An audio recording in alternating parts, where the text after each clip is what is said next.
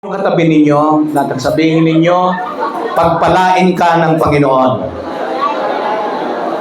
Isang malakas na palakpak nga para sa Panginoon. Hallelujah! Praise God! Lord, dinidinig mo na ang panalangin namin na maraming tao ang makakilala sa iyo. Alam niyo kung bakit? Tanong niyo sa akin bakit?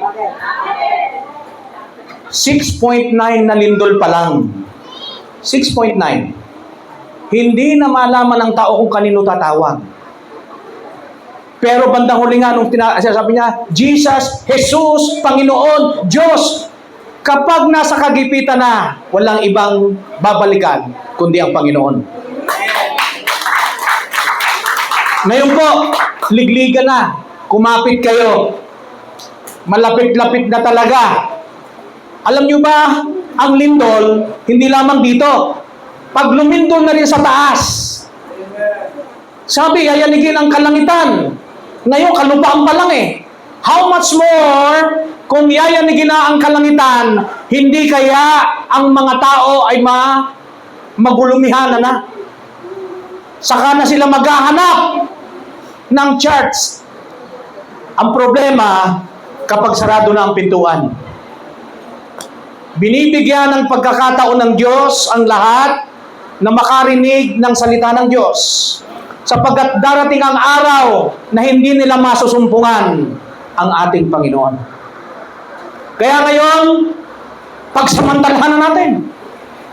Samantalahin na natin to mga kapatid. Huwag tayong now you see, now you don't. Dapat po, sabi ng mga taga Batangas, ay tuloy-tuloy. Tuloy-tuloy po tayo sa pagsamba sa ating Panginoon. Sapagkat malapit-lapit na talaga ang pagdating ng Diyos. Alam ko po na ang tema natin ngayon ay napakaganda. Tulay. Kaya lahat tayo ay mga kontraktor. Tulay. Bakit tulay? Ang ganda ng ipinarating sa ating bishop kung ano ba yung gustong iparating ng Panginoon.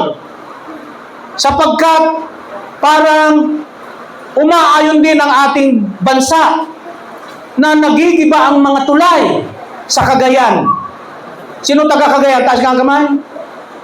Biruin mo, hindi na nakaahon yung truck. Nahulog na. Hindi na ngayon makatawid ang mga tao. Napakahalaga ng paruot parito. Kaya para bang napapanahon yung ating tema na tulay. Tulay sa buhay ng tao. Kung meron kayong mga Biblia, makipagbukas po kayo sa akin sa aklat ng Efeso. Sabi nung aking miyembro dati na taga-Bisaya siya kasi, nakaaway pa yung anak ko nung teacher. Kasi ang turo namin, Efeso. Sabi nung teacher, anak, sa Episo. Kaya nung dumating sa bahay namin yung anak kong panganay, Ma, nag-aral kami sa Episo. Ano Episo? Efeso. Hindi, Ma! Ang sabi ni Ma'am, Episo. Kung anong sabihin ng teacher, talagang pinapaniwalaan eh. Okay? Ngayon po, maniwala kayo sa akin dahil ako teacher nyo ngayon. Okay? Nandiyan na kayo? Ephesians chapter 2 o Efeso kabanata 2 versikulo 11 hanggang 13. English diyan, basahin mo natin sa English. 11 to 13 yan. Therefore, remember that formerly you who are Gentiles by birth and called uncircumcised by those who call themselves the circumcision which is done in the body by human hands. Tuloy? Asa na siya? Okay. Remember, alalahanin that at that time you were separate from Christ, excluded from citizenship in Israel and foreigners to the covenant of the promise, without hope and without God in the world. Last verse. But now, in Christ Jesus, you who once were far away have been brought near by the blood of Christ. Manalangin tayo. Panginoon, kasihan niyo po kami. Tulungan niyo po ako na maipaliwanag ito. Gamitin niyo bilang daluyan ng iyong pagpapala.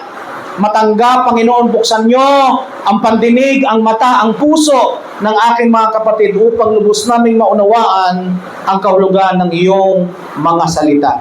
Tagalogin natin. Kaya't alalahanin ninyo ang inyong dating kalagayan. Ano?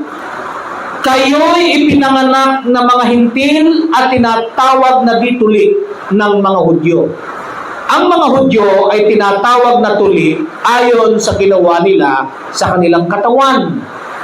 Ito na, tignan niyo po itong verse 12. Alalahanin ninyo, take note sa alalahanin ninyo na noong panahong iyon, hiwalay kayo kay Kristo. Hindi kabilang sa bayan ng Diyos at di saklaw ng mga tipang nasasalig sa mga pangako ng Diyos. Nooy, nabubuhay kayong walang pag-asa at walang Diyos. 13, ngunit ngayon, dahil sa inyong pakikipag-isa kay Kristo Jesus, kayong dating nasa malayo ay inilapit sa pamamagitan ng kanyang kamatayan. Pagpalain ng Diyos ang pagbabasa ng kanyang salita. Mga kapatid, hindi naman ako lalayo, tulay pa rin, pero ang tatalakayin natin ngayon, ang pinaka-tema ko ngayon o topic, si Kristo ang tunay na tulay tungo sa Diyos. Uulitin ko, si Kristo ang tunay na tulay tungo sa Diyos. Mga kapatid, napanood ko yung first preaching ni Bishop. Hinahanap ko yung pangalawa, hindi ko matagpuan talaga Bishop eh.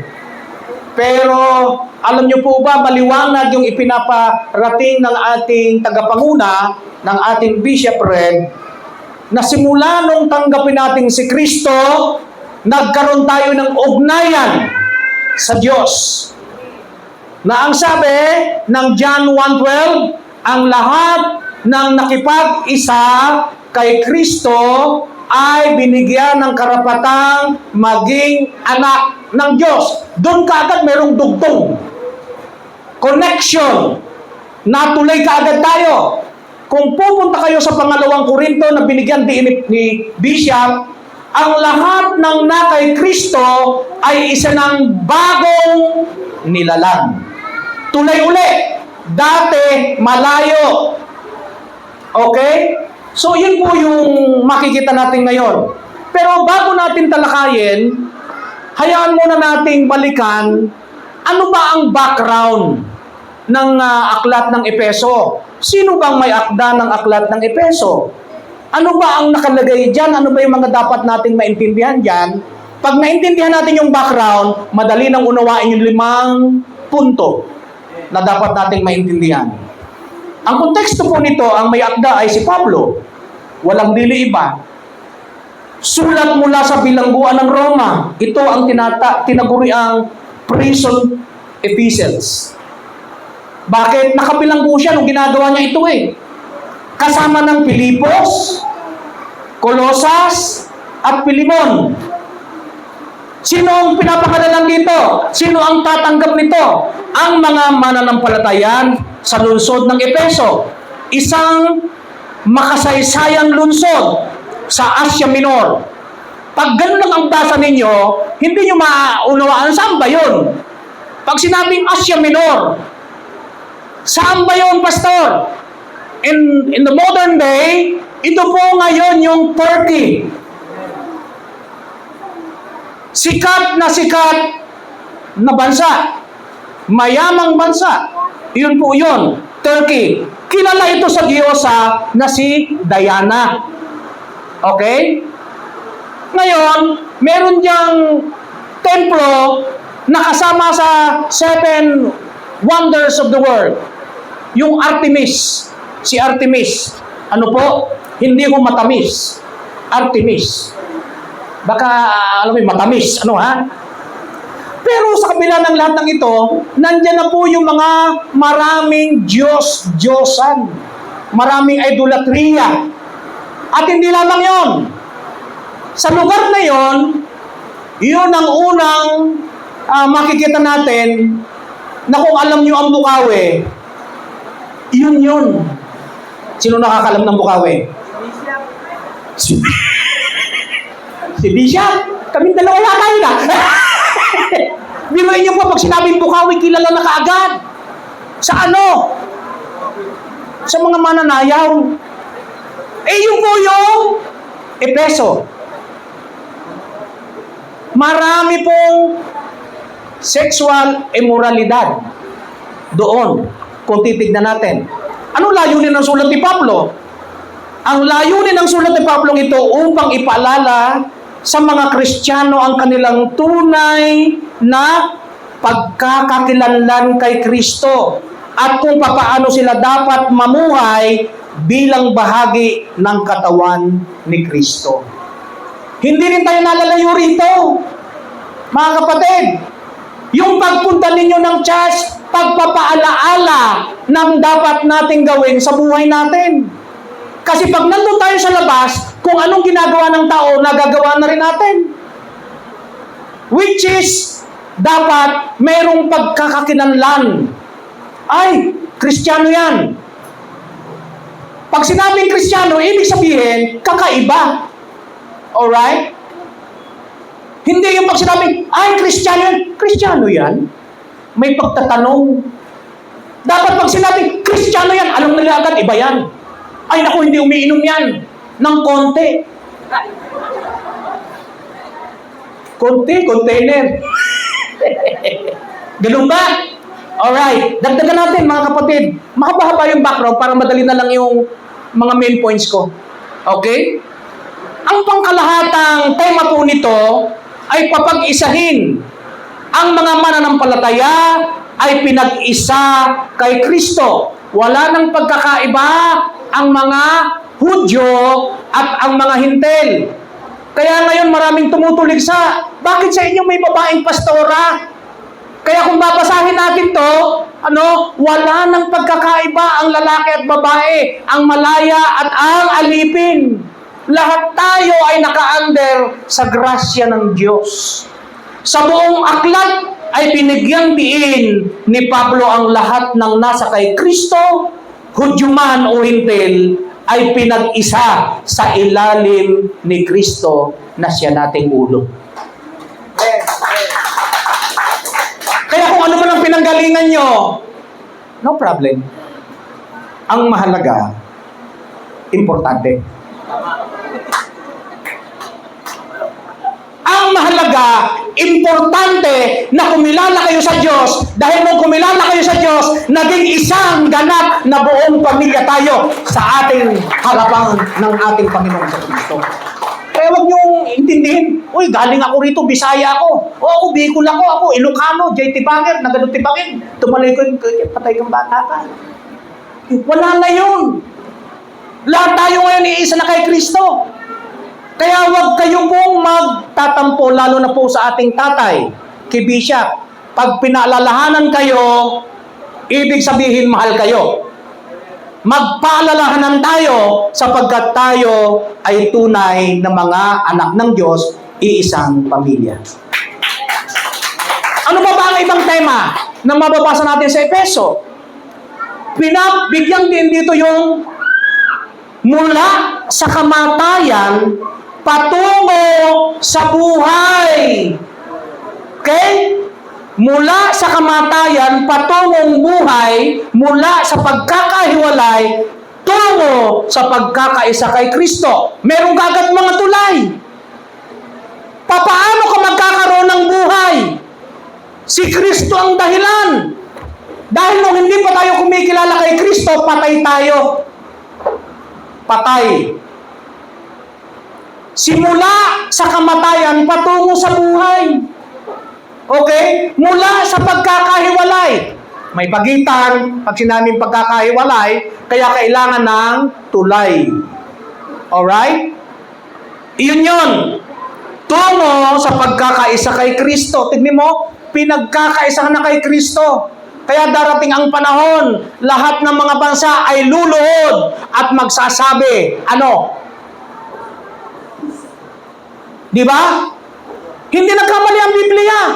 Kasi kahit na sino pa, pagka nagkaroon na ng rapture, pag tayo ay dinagit na, wala ka nang magagawa. Lulutang tayo dyan sa alapaap. Sasalubungin natin ang Panginoon sapagkat siya ang tulay na makakarating tayo sa langit. Siya ang dahilan, hindi dahil sa iyong gawa, hindi dahil sa iyong mga mabubuting gawa, kundi sa mabuting gawa ng ating Panginoon. Magkakaroon tayo ng tulay, makakarating tayo doon sa pinaghanda sa atin ng Panginoon. John 14:1-3. Kung hindi magkakagayon, pupunta muna ako sa Ama. Ipaghahanda ko kayo ng matitirhan, ng mansion, at kung okay na, babalik ako. Ipagsasama ko ang ilan sa inyo, sapagkat siya lamang ang tunay na kumilala sa akin, aray. Yun ang masakit.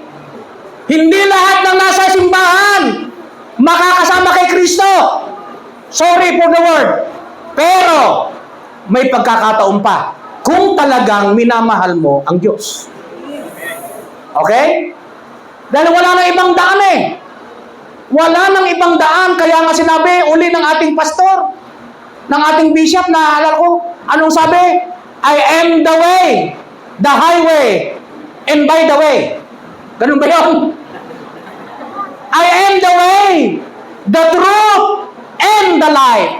No one come to the Father except through me. Again, may tulay. Ano ang tulay? Hindi naman sinabing, pumasok ka sa iglesyang ito, sa relihiyong ito, sa samahang ito, okay ka na, may tulay ka na, stairway to heaven. Ganun ba? Wala sinabing ganun eh. Sinabi maliwanag eh. I am the way, ako ang daan, ang dating daan, ang lumang daan, ang tamang daan, ang bagong daan, daan-daan, hindi ko malaman kung saan ako susuot ngayon. Kaya, manatili tayo sa sinabi ng Biblia. Ako ang daan, ako ang katotohanan, hindi kayo makakaparoon sa maliban sa akin. Mga kapatid, malinaw yan. So, napakagandang tignan natin yan. Yan yung pinakatema. Ang Kabanata 2 ay isa sa pinakamalinaw na paglalarawan ng biyaya ng Diyos sa kaligtasan ng tao. Ito po, kaya yung nagbabasa nito, napaka-importante, Ephesians chapter 2. Nahati ito sa dalawang bahagi. Yung verse 1 to 10.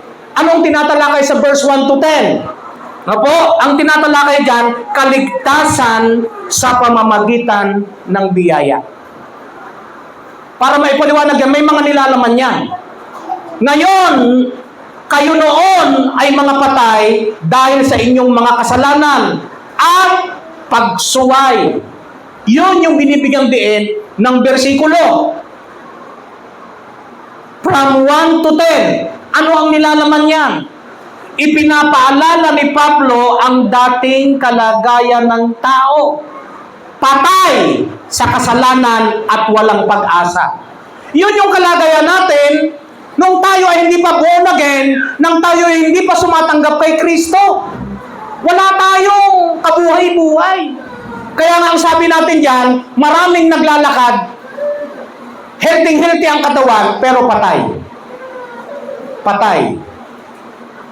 Kaya nga yung kung lalaliman nyo yung pag-aaral doon sa yung parable po doon sa Good Samaritan, na iniwanan yung tao na binugbog.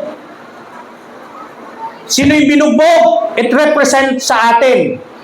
At ang sabi, iniwanang halos patay na. Half dead. Ganon ang kalagayan ng tao. Lahat ng tao ay patay. Bakit patay? Patay ang espiritu, buhay ang katawan. Physically dead, pero kung tayo ay naka-Kristo, spiritually alive.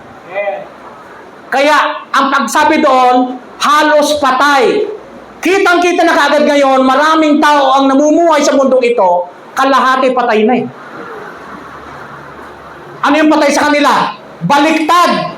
Sa mga hindi kumilala kay Kristo, ang patay, ano? Espiritu. Buhay na buhay sa pisikal, patay ang espiritu. Pero yung nakipag-isa kay Kristo, baliktad naman.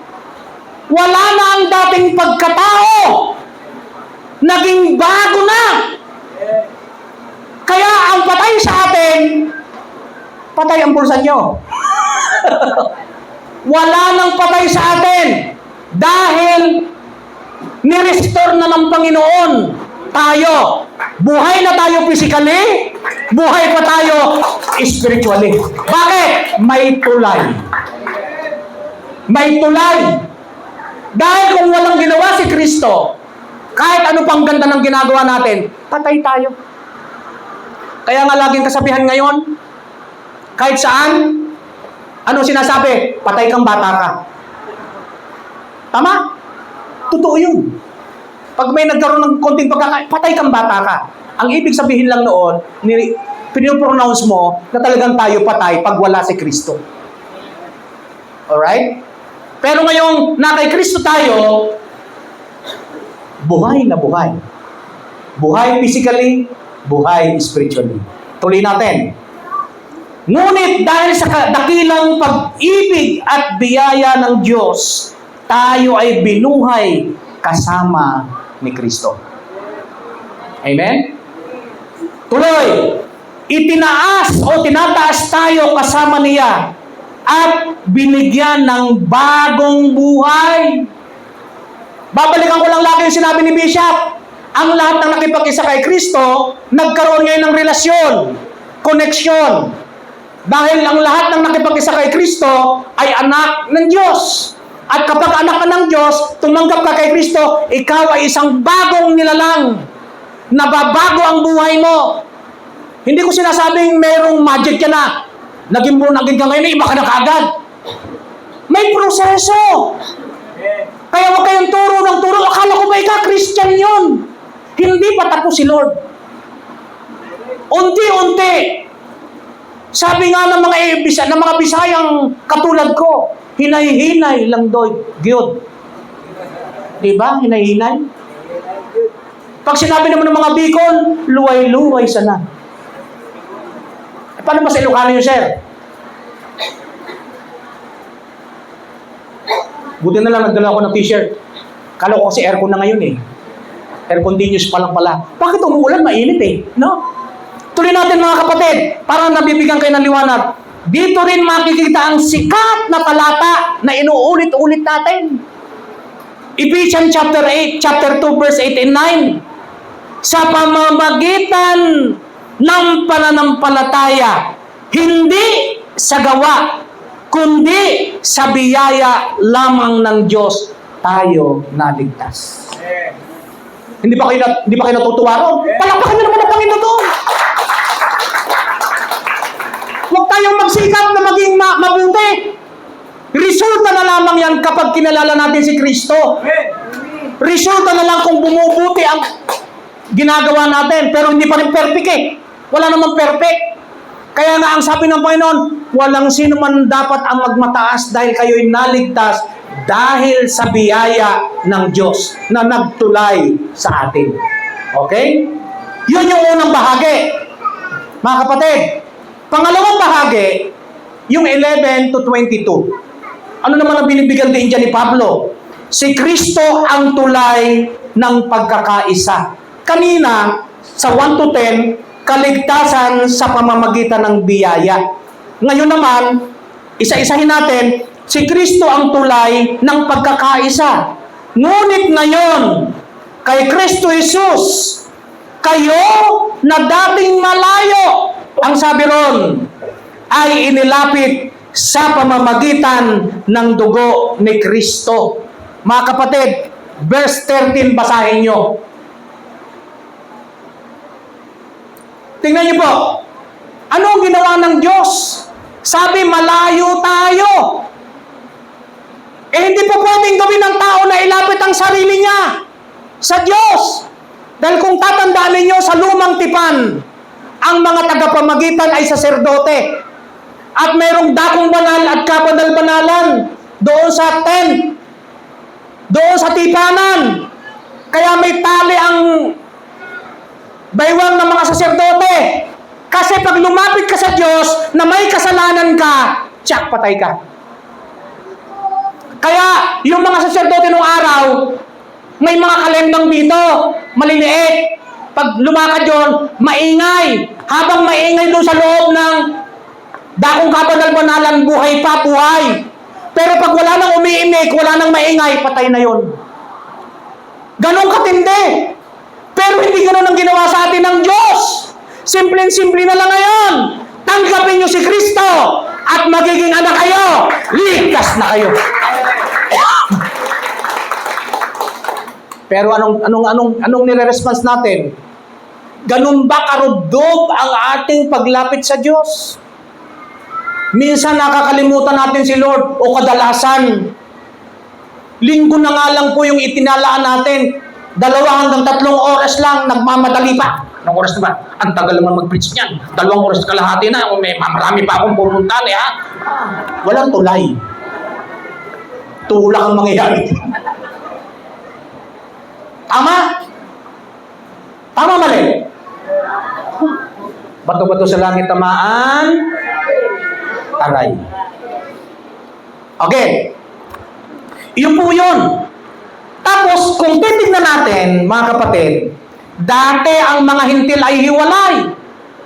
Mga Hudyo at sa mga pangako ng Diyos. Tingnan mo yung kalagayan natin. Hiwalay tayo. Pati sa mga pangako ng Diyos. Wala tayong kapag-asa. Ano bang pinangako ni Abraham? Ang lahat ng tatanggap kay Abraham, lahat ng magsusumpa, alam nyo rin mangyayari. Hindi tayo kasama doon. Wala tayong tatanggapin pangako kasi hindi tayo kasama nung una. Ngayon, kung hindi kasi kayo nagbabasa ng Biblia, ito na ngayon.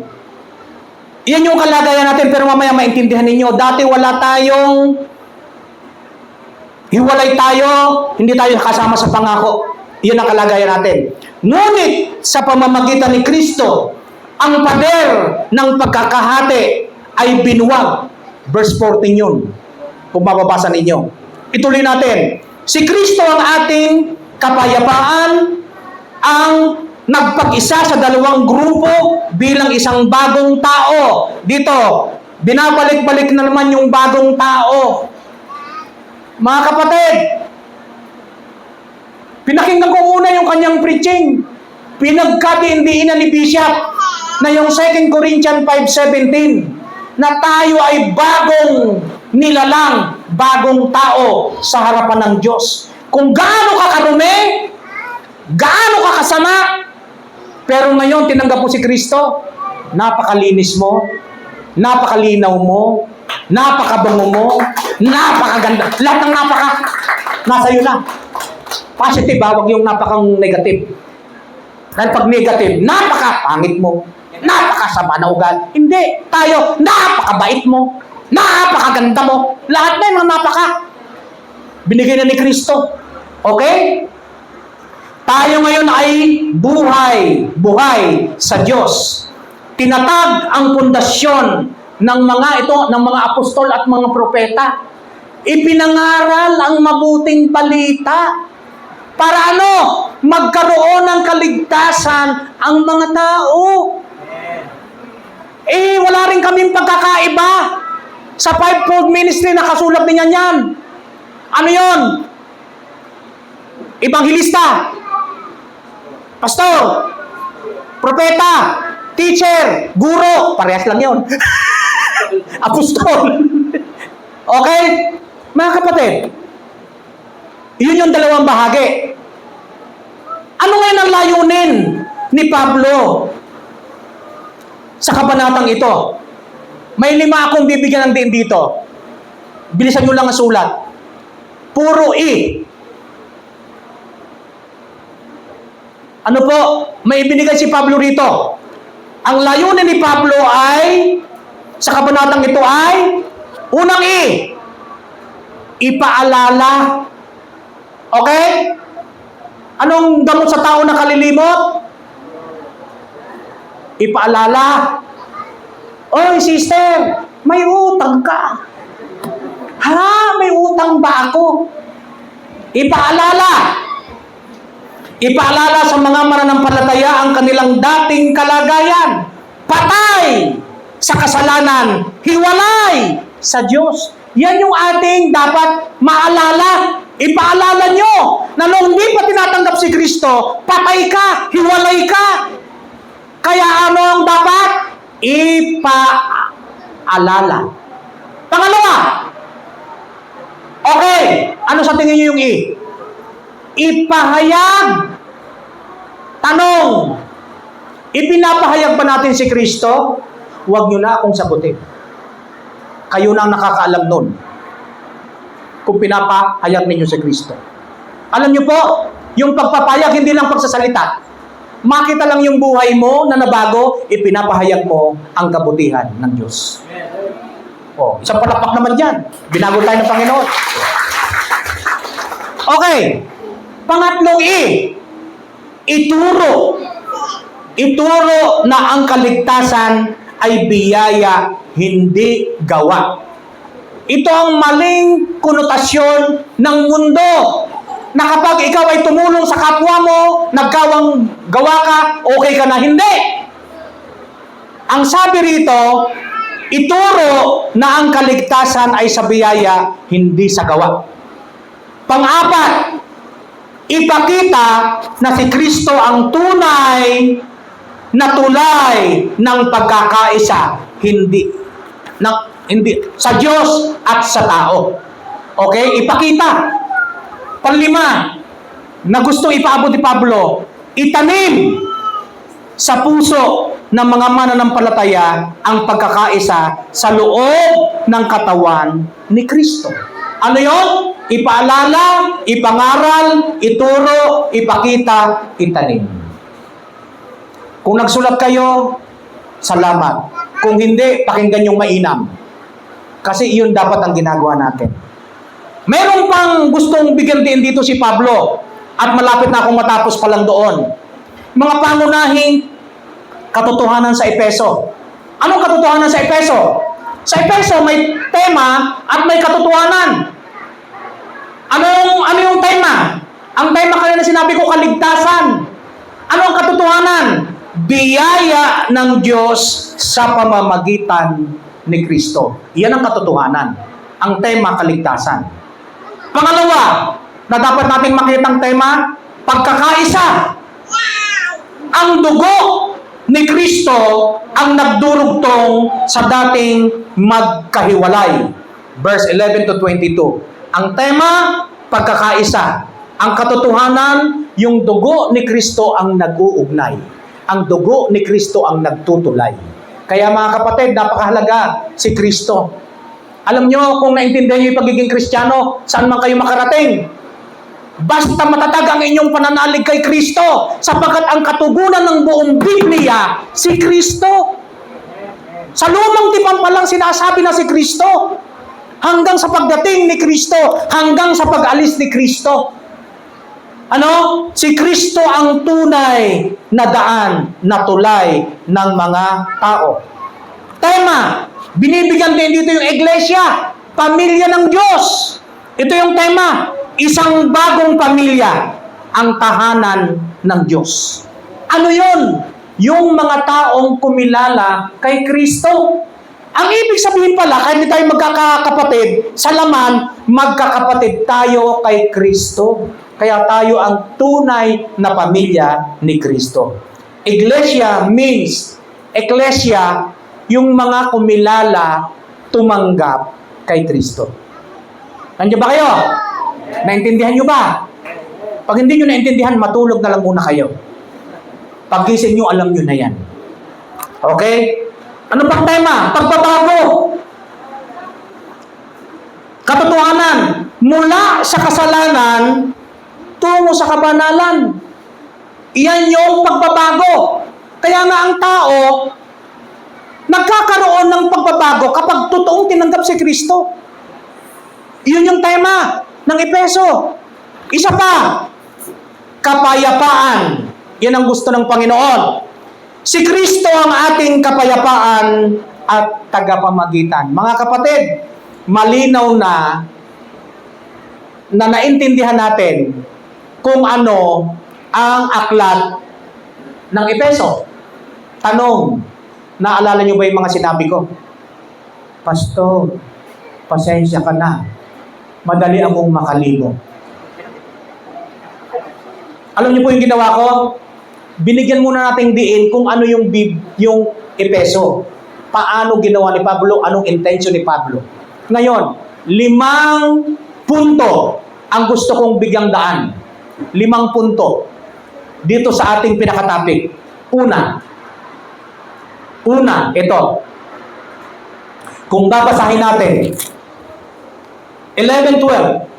Kaya't alalahanin ninyo ang inyong dating kalagayan, kayo'y ipinanganak ng mga hintil at tinatawag na di tuli ng mga Hudyo. Ang mga Hudyo ay tinatawag na tuli ayon sa ginawa sa kanilang katawan. Alalahanin, dalawa ang sinabi kanina, alalahanin na naman. Puro alalahanin. Alalahanin ninyo na noong panahong iyon, hiwalay kay Kristo. Hindi kabilang sa bayang Israel, di saklaw ng mga tipang nakasalig sa pangako ng pag-asa ng Diyos. Mga kapatid, sa tingin ninyo, ano yung dapat na makita natin? Kasi yung tulay, nagre-represent yan ng buhay natin dati, at yung tulay na yan, titignan kung saan tayo pupunta para makarating sa Panginoon. Una, ang unang punto na dapat yung maisulat. Number 1, tanda ng pagkakahiwalay.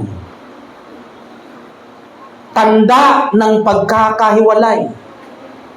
Kasi sa Garden of Eden, kung babalikan natin yung pinangangaral ni Pastor, hindi hiwalay ang Diyos at ang tao. Nag-uusap na eh. Pero nung kumain na ng bunga ng pagkaalam ng mabuti at masama, ano nangyari? Nahiwalay. Wala na. Nahirapan na. Kaya ang una natin tignang bigyan din dito na gusto ni Pablo, makita natin yung tanda ng pagkahiwalay natin sa Diyos. Ano yung tanda na yun? May konting paliwanag si Pablo. Si Pablo ay nagpapaalala sa mga mananampalataya sa Efeso ng kanilang dating kalagayan bago pa nila nakilala si Kristo. Noong sila ay mga hintil, walang bahagi sa mga pangako ng Israel. Okay? Ano kalagayan? May 3 bagay ang kalagayan natin. Ito yung kalagayan natin nung di pa natin tinatanggap si Kristo. Hiwalay kay Kristo. Maliwanag yan ha. Pag hiwalay, wala kang dadaanan. Hiwalay ka nga eh. Okay? Walang personal na relasyon sa tagapagligtas. Ito yung maraming tao ngayon. Kaya kailangan ng tulay. At sino yung magiging tulay? Hindi lang si Kristo, pati tayo, dapat maging tulay. Pangalawa, walang pag-asa. Walang pag-asa. Wala kang katiyakan sa buhay. Sa walang hanggang buhay, wala tayong katiyakan. Pero nung tinanggap natin si Kristo, sigurado tayo. Eh bakit pa sinabi ni Kristo? Kung hindi magkagayon, pupunta muna ako sa Ama. Ipaghahanda ko kayo. Sino kinakausap dito? Ang kinakausap dito, yung mga mananampalataya, yung mga apostol. Ngayon, kung nananampalataya ka kay Kristo, para sa iyo din yun. Okay? Pangatlo, noong hindi natin nakikilala ang Panginoong Jesucristo, maraming mga nagsasabing kilala ang Diyos. Ang tanong, kilala kaya sila ng Diyos? Maraming tao, walang Diyos. Kung walang Kristo, walang Diyos. Maniwala kayo. Pangalawa, na punto. Sabi ko nga sa inyo, mabilis na lang eh. Mahirap lang yung introduction. Ano yung una? Tanda ng pagkahiwalay. Iyon ang ating kalagayan. Pangalawa, ano ang nangyari? Ano ba spelling ng tulay sa Tagalog? Dahan-dahan. 1, 2, ready, go! Pag Tagalog, hindi you. Oo. Tapos, L, La, A, ano pa? Nagkahalo-halo na. Di ba? Ayos na yan. Taglis naman tayo. Okay. Tulay. Ngayon, mga kapatid, pangalawang punto, ano kaya ang gustong ibigay na punto ni Pablo dito? Maliwanag. Dito ipinapakita yung sinasabing ugnayang nasira dahil sa kasalanan. Verse 12 yan. Ugnayang nasira dahil sa kasalanan.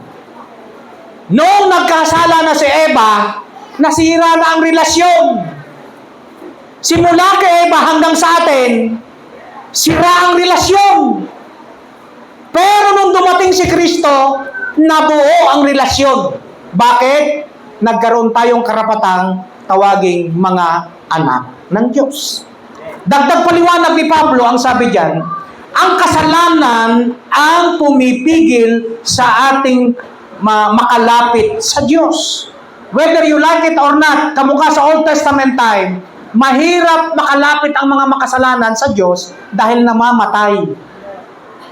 Biruin mo, kaya nga na napunit yung tabing. Ano ang ibig sabihin yan?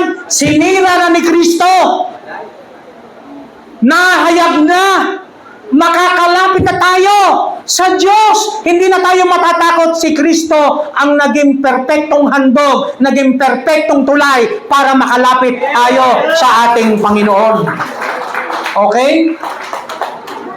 Ang tipan ng pangako ay tanda ng relasyon ng Diyos sa kanyang bayan. Ngunit ang mga hintil ay wala noon. Tignan mo, hiwalay tayo. Yun yung malungkot. Pastor, paano pa yan? Hindi naman tayo Hudyo. Kaya intindihin nyo ngayon to. Pagdating dito sa Galacia 3:29, basahin natin. 3:29, para wag kayong magulumihanan. Ang sabi dyan, at kung kayo'y kay Kristo, kabilang kayo sa lahi ni Abraham at tagapagmana ng mga pangako ng Diyos. Palakpakan natin ang ating Panginoon. Tayo pala ngayon ay kasama na sa pangako. Tagapagmana. Ayaw nyo ba nun? Ang gagawin lang natin, lumapit, sumamba sa Diyos, tuwing linggo, manalangin, magbasa ng Biblia. Pero nakakalungkot na yon, aminin natin hindi. Mas laging binabasa. Alin? Eto. Alam lahat ng mga diwara dito. Uy, si Chris pala, payat na payat ngayon. Dito. Uy, si ganito pala, ganoon. Dito. Uy, si Kumare, meron palang kasama rito. Uy, lahat ng tiwara.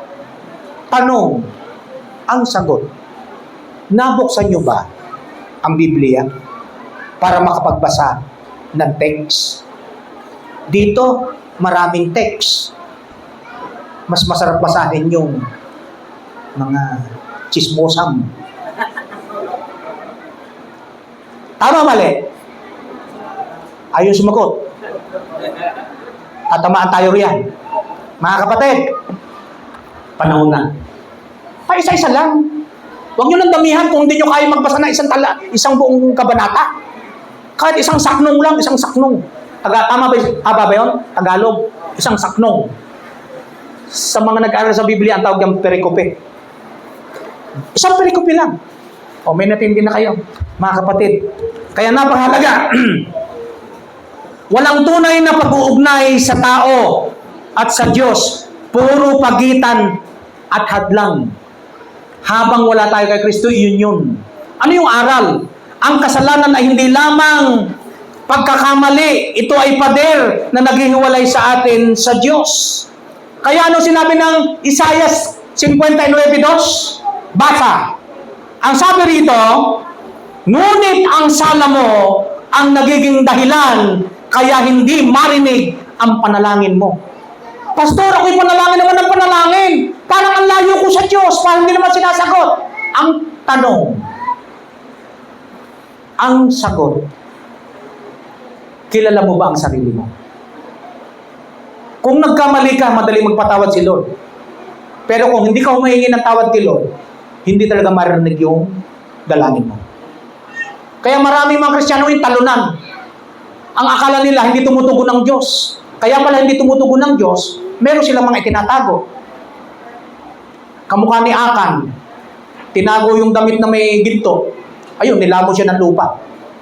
Mga kapatid, kumusta kayo? Kumusta tayo? Kasama ako. Dapat po maging malinaw sa atin yan. Pangatlo, ano yung una? Mamaya na yan. Mamaya na yan. Mamaya. Okay. Dito ko muna tatakalin to. Pangatlo po, laan ang dugo ni Kristo bilang daan. Bakit laan? Ngunit ngayon kay Kristo Jesus, kayo na dating malayo ay inilapit sa pamamagitan ng dugo ni Kristo.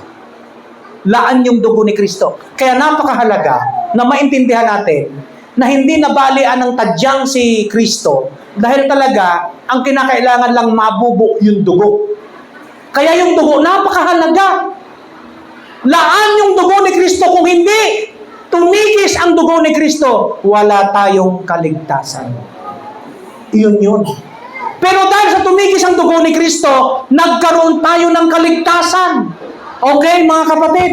Napakahalaga na maintindihan natin yan. Konting paliwanag. Kaya nga yung verse 13, yung pasimula, kung babasahin nyo lang, hindi nyo maintindihan lang na ganun lang yon. Pag sinabing, ang parira lang, ngunit ngayon, yung unang salita ng 13, basahin natin. Ngunit ngayon, ipinapakita dyan na marami tayong pinagdaanan. Meron tayong dating kalagayan. Pero sa verse 13, ang sinabi, ngunit ngayon. Okay? But now, in Christ Jesus, you who once were far away, had been brought near by the blood of Jesus. Kayong dating malayo, inilapit ni Kristo sa Diyos Ama para tayo ay makarating sa langit na bayan. Hindi ba natin papalakpakan ang dugo ni Kristo na natigis sa krus ng Kalbaryo? Iyon, mga kapatid. Magpasalamat tayo dahil napakahalaga ng dugo ni Kristo. Kaya nga, tandaan ninyo, kung nabasa nyo na yung 11 to 13, hindi nyo nabigyang diin yung ngunit ngayon. Malawak po ang ibig sabihin yan. Ipinakita yung kalagayan, doon sa nating kalagayan. Makasalanan, walang buhay, walang pangako, walang Diyos. Pero sa 13 ang sabi, ngunit ngayon. Nung kinilala mo si Kristo, meron ka na, kasama ka na sa pangako. Meron ka ng Diyos. May buhay na walang hanggang ka. Meron kang kaligtasan. Ngunit ngayon, lumapit tayo sa Diyos, ang ating Panginoon na nagtutulay simula sa kamatayan hanggang sa buhay, hanggang sa muli niyang pagparito. Marat lang tayo na sumasamba, sumasampalataya, nagpupuri sa ating Panginoong Jesucristo. Ang hirap huminga. Hallelujah. Amen. Mga kapatid, simpleng ilustrasyon lang din, kahit na simpleng ilustrasyon. Ito yung sinasabi ng ilustrasyon. Isang sirang tulay ay hindi kayang tawiran. Pag may nasira, tingin ninyo, yung tulay doon sa Cagayan, yung dinaanan ng truck na naputol, hanggang hindi ginagawa yun, hindi matatawiran. Ang tulay natin sa Diyos, nung wala pa si Kristo, sira. Pero nung dumating si Kristo, nagkaroon ng tamang tulay, nakatawid na tayo sa ating Panginoon Diyos. Iyan ang sinabi rito, hanggang may magtayo ng bago, si Kristo ang tulay ng krus na itinayo sa pagitan ng langit at ng lupa para makarating ka sa langit na bayan. Mahina ang palakpak. Alam niyo ang gagawin natin doon? Base doon sa nabasa ko sa Biblia, wala ka nang gagawin doon, magpapasarap-sarap ka na lang sa buhay. Kung yung mga tao ngayon, magta-travel, kukunan ng picture yung kanilang kakainin, galak na galak sila. Sa langit, hindi na ganon. Mas masaya. Wala ka nang ibang gagawin, kakanta ka na lang, aawit ka na lang. Pares lang yun, ano? Kakanta ka na lang, magpupuri ka na lang sa Diyos, puro kasiyahan, maririnig mo ang mga kanta ng mga anghel, ang mga bulaklak, ang Rose of Sharon, ang ating dadaanan, lantay ginto. Hindi na tayo magkakaroon ng mga karats-karats kasi ang ginto roon, kalat-kalat na lang. Haapakan natin sa langit na bayan. Mga kapatid, napakasarap bulay-bulayin yung mga iyan. Okay. Ito yon. Pang-apat na punto ni Pablo. Aking katayuan ay nabago dahil kay Kristo. Aking katayuan ay nabago dahil kay Kristo. Dahil nung wala pa si Kristo, nung hindi pa natin tinatanggap si Kristo, ano man ang gawin natin. Kaya nga binigyan diin ni Pablo, ang kaligtasan ay sa pamamagitan ng biyaya, grasya. Okay, mga kapatid? Ito yon, konting paliwanag. Inilapit, hindi lamang pisikal, kundi spiritual nakikipag-ugnayan. Iyan ang ginawa ni Kristo. Ilapit tayo sa Diyos, hindi lamang pisikal, kundi spiritual. Pangalawa, tayo ngayon ay bahaging pamilya ng Diyos. Dapat ilagay nyo sa sarili nyo yun. Tuwang-tuwa ka na kapag ikaw ay pamilya ng politiko, mga congressman, at saka mga, ano ba yun? Yung mga kontraktor, di ba? At ikaw ay BGC, kasama ka roon. Tuwang-tuwa ka nung araw no? Pero dito mga kapatid, dapat pala tayong matuwa dahil tayo ngayon ay kabilang sa pamilya ng ating Panginoon. Katas-taasan. Pag mayor pa lang ang tatay mo, proud na proud ka. Higit pala tayo mga mananampalataya dahil ang tatay natin ang gumawa ng langit at lupa at lahat ng bagay na narito sa lupa. Yan ang kalagayan natin. Ayaw nyo lang intindihin. Kaya para bang awa-awa ka sa sarili mo kapag ang ulam mo ay talbos ng kamoting ibinabaw sa kanin at mayroon kang tuyo na nilagyan ng kamatis. Para bang apik-apik ka? Pero sa totoo lang yun ang pinakamasarap na ulam Ano na, alin mo yung mga hotdog, alin mo yung mga processed food. Pag yan lang ang kinain mo, may cancer ka. Pero yung talbos ng kamote, kakakain mo niyan, dadami ang dugo mo. Mga kapatid, tamang pananaw lang. Tamang pananaw lang. Magpasalamat ka, nakakain ka ng ibinabaw na talbos ng kamote at may tuyo. Samantalang may ibang mayayaman, hindi makakain ng tuyo, may allergy daw. Hindi makakain ng kung ano-ano dahil may allergy daw. Magpasalamat ka, wala kang allergy kahit na sardinas, binabanatan mo. Pati isdang tanga. na walang ulo pumasok sa lahat. Sarap na sarap ka. Bakit di ka pa mapagpasalamat sa Diyos? Alam mo gustong-gusto kong inuulam ko? Yung mackerel na ganyan, Hokkaido. Bubuksan ko yun. Kukuha ko ng talbos ng kamote, igigisa ko. Tsaka ko lalagyan ng konting tubig, may kamatis. Nako! Isang gatang at kalahati ang aking kinakain. Kaya tumaas ang sugar ko. Sarap na sarap ako. Enjoy na enjoy ko, Lord. Salamat. May panlasa ako. Lord, salamat. Nakakakain ako nito. Wala akong allergy. Yan ang buhay natin. Dapat ipinagpapasalamat sa Diyos. Yung masaya ka, malusog ka, wala kang karamdaman. Dahil ikaw ay tinulay na ng ating Panginoon. Simula sa kamatayan, patungkol sa buhay. Yan si Kristo, mga kapatid. Malapit na. Ano aral? Sabi nung teacher ko nung ako'y grade 1, ano alan mo? Sabi naman nung tinatanong, alan po. Ano nga alan mo? Alan po. Hindi magkaintindihan. Ang pangalan pala nung tinatanong, alan talaga. Ay, nako mga kapatid. Kasayaan lang ng buhay. Dapat kahit anong kalagayan ng buhay natin, magsaya tayo. Pati nga sa may mga namatay, mapapatawa ka. Dahil nagpunta yung mga kamag-anak nung namatayan. Iyak nang iyak yung asawa. Dahil nilagay sa taol yung asawa. Iyak nang iyak, sabi niya, tabingi! Nako, tabingi! Tabingi! Nako, tabingi! Silip naman yung mga nandun sa purinarya. Matuwid naman po. Dating na naman yung mga kamag-anak. Iyak na naman yung asawa. Nako po, tabingi! Tabingi! Pumunta ulit yung mga taga-purinarya. Bakit kaya sinasabing tabingi? Ayos naman yung pagkakahiga ng tatay. Diretso-diretso. Tuwid na tuwid. Yung pala ang pangalan ng namatay, si Tabingi. Mga kapatid,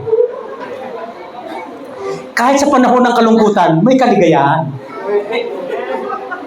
Tama, mali? Lalo na po tayong mga Kristiyano na.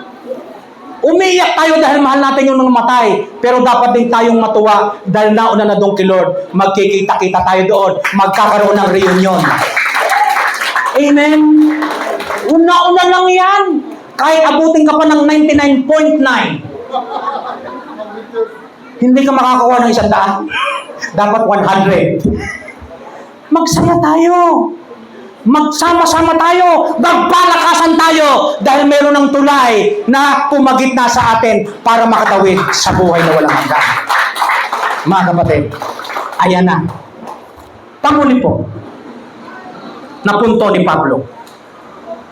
Si Yahweh ang kabuuan ng lahat. Yahweh, yaman ng kanyang pag-ibig ang ating tinatamasa. Yaman ng kanyang pag-ibig ang tinatamasa. Kung hindi nagsakripisyo ang Diyos Ama na ibigay yung kanyang anak para mamatay sa krus, wala tayong kabuhay-buhay. Kaya kung ano yung tinatamasa natin ngayon, yan yung biyaya ng Diyos. Yaman ng kanyang pag-ibig ang ating tinatamasa. Mga kapatid, pasalamatan natin ang ating Panginoon. Ang tunay na si Kristo ay gawa ng kanyang biyaya at pag-ibig. Ang bawat na manampalataya ay itinawid mula sa kamatayan patungong buhay na walang hanggan. Sinabi sa aklat ng Juan, Kapitulo 5, versikulo 24, babasahin ko sa Tagalog. Sinasabi ko sa inyo, ang nakikinig sa aking salita at nananalig sa nagsugo sa akin ay may buhay na walang hanggan. Hindi na siya hahatulan, kundi inilipat na sa buhay mula sa kamatayan. Palakpakan natin si Lord. Hallelujah. Yan ang tinatamasa natin ngayon. Yan yung tinatamasa natin ngayon. Kaya po, dapat tignan natin yung buhay natin ngayon. Tayo ay tinawag na maging mga tagapagtayurin ng tulay. Hindi lang si Kristo ang tinulayan natin, sana makatulay din ang ating mga kamag-anak, sana makatulay din ang ating kapitbahay, sana makatulay din ang iyong mga ale, sana makatulay din ang iyong mga amain, sana makatulay din pati kaaway mo. Walang pinipili. Kayo ang gagamitin ng Diyos para makatulay ang tao sa buhay. At kapag nailapit naman natin sa Diyos, kay Kristo, si Kristo naman ang magtutulay sa buhay na tayo ay magsasama-sama pagdating ng takdang panahon, tayo magpupuri, magpapasalamat sa ating Diyos. Ngayon, isa-isahin natin, mga kapatid yan, mamaya. Okay? Ang aplikasyon yan, tatlo lang. Application. Kanina, paulit-ulit yun, alalahanin eh. Alalahanin ang inyong dating kalagayan upang mapanatiling mapagpasalamat sa puso. Kung makikita ninyo na wala kayong pag-asa, dahil kay Kristo nagkaroon kayo ng pag-asa, alalahanin natin yung dati nating kalagayan. Pangalawa, pahalagahan ang dugo ni Kristo. Dahil kung hindi nyo papahalagahan ang dugo ni Kristo, baliwala ang pagsamba natin sa iglesia dito. Iyan ang mahalaga. Pangatlo, ibahagi ang tulay ng kaligtasan sa mga taong malayo pa sa Kanya. Ngayon, isa-isahin natin. Remark, una, pakitingin po rito. Tanda. Mamaya pagsamasamahin mo yun, ha? Okay, para maging tulay. Tanda ng pagkahiwalay, T. Okay, pangalawa. Ano nga spelling ng tulay? O sige, kahit na English. Okay, ano? T. Okay, yun yun. Sa tulay, T. Una, pangalawa to. Ugnayang nasira dahil sa kasalanan. Tinulay tayo ni Kristo. Pangatlo, laan ang dugo ni Kristo bilang daan. Kung hindi bumuhos ang dugo ni Kristo, wala tayo. Pag ina-cross-check nyo yan, tulay. Okay? Sunod, aking katayuan ay nabago dahil kay Kristo. Sunod, yaman ng kanyang pag-ibig ang ating tinatamasan. Mga kapatid, sa buwang ito, mayroon pang isang linggo, ibubuod ni Pastor, Bishop, pero gusto ko lamang itulay na ang tulay ay mayroong ipinapakita. Ipinapakita yung dati nating pagkatao, nasirang relasyon, pero dahil sa dugo ni Kristo, unti-unti, ikuninok tayo. Ang tawag dyan, tulay. Kumusta po ang tulay natin? Kayo na ang sumagot. Sa umagang ito, maraming salamat.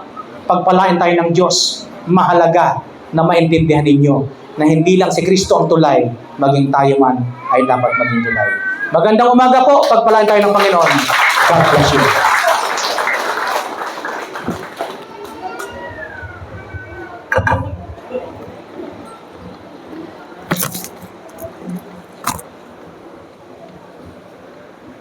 Bishop, thank you. Pinagpawisan ako.